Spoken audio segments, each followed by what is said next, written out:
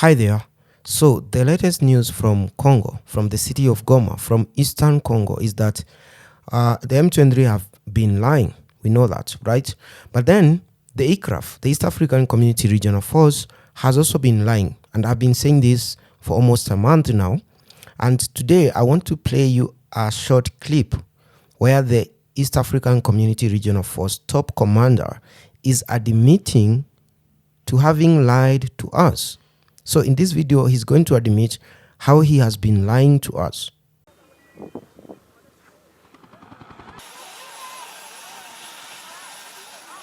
Kuna zile sehemu ambazo tunajua, na hiyo ndio ukweli wa mambo, wameondoka wote.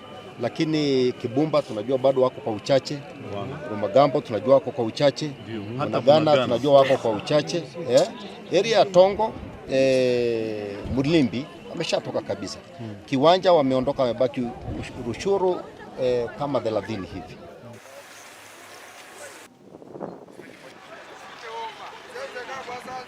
Bado wangali tuko nao hapa, tunaendelea lipa tu taksi, naenda na uza tu hapa Uganda, nafika nalipa tu kama kawaida, kituko nalipa, tunaendelea tu vile vile kuishi tu nao hapa. Leo journée ya leo niko na mama shatusha mateni, tuko na mtu mkartie pa anteni civil. So you've watched that video. Now this is part of that investigative piece by AFP. Now, they were trying to investigate the allegation that the East African Community Regional Force are lying and that the M23 rebels have not ceded the territories that they said they did. In other words, they have not given up and basically moved away from those territories that they were saying in the media that they have given up. So they did that investigation and went to Kibumba, and they actually confirmed what the villagers and the Congolese people have been saying, is that the M23 are still there. They're hiding in the forest when they see the journalists, but they are still there. They are harassing the villagers. They are telling some villagers not to come back to their farms, particularly those they suspected to be Hutus, because I said that region of Masisi and the regions near Goma, we have Hutus who are not actually originally from Rwanda, right? Some of them have been living there for generations. It's only that the Belgian and the Germans, when they started, mapping those territories, they cut the Hutu community into 3 or 4, sections. Some of them ended up in Uganda, in Kisoro, others ended up in Burundi, the majority ended up in Rwanda, and a good number, about 5 million of them, remained in Congo, what was the Belgian Congo, right?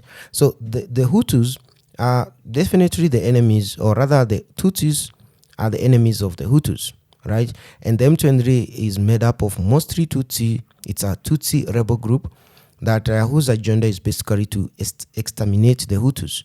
And it is backed by Rwanda, whose leadership, Paul Kagame and the few people in government, a majority of the people actually in that government and in the Rwandan army are Tutsis.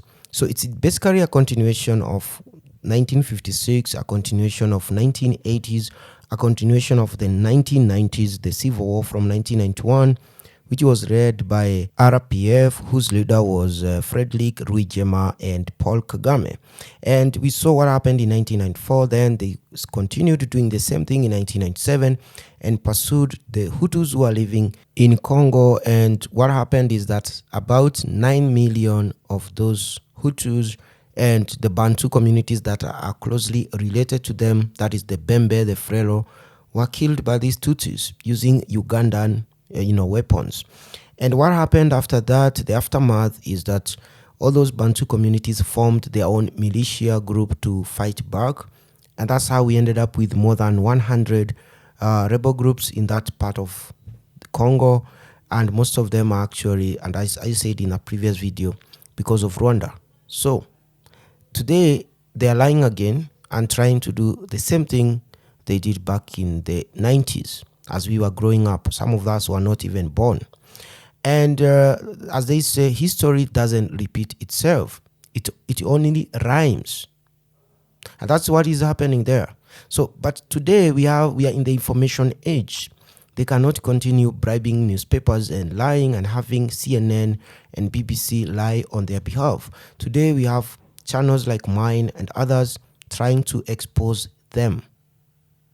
And that doesn't mean they also don't have channels. I've seen more than 20 YouTube channels from Rwanda created specifically to paint M23 as, freedom fighters and justified to fight for their own cause, their own homeland, while vilifying the government in Kinshasa. So I've seen those YouTube channels.